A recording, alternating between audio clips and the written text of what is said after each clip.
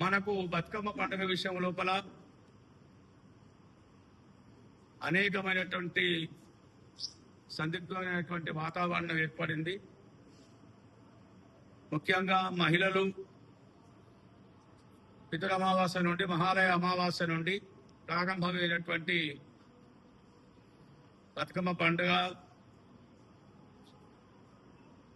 అనేక ప్రాంతాలు, ముఖ్యంగా తెలంగాణ ప్రాంతానికి పరిమితమైనటువంటి పండుగ. ఈ పండుగ కొన్ని జిల్లాల్లో మాత్రమే ఎక్కువ సంఖ్యలో ఆడుకోవడం జరుగుతుంది.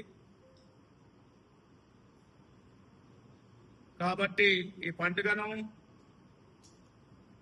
అందులో హిందువులకు సంబంధించిన ముఖ్యమైన పండుగ, మహిళలకు సంబంధించిన ముఖ్య పండుగ కాబట్టి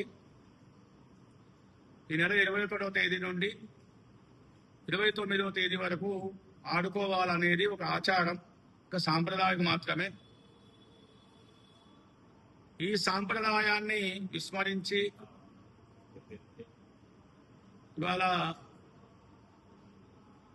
కొంతమంది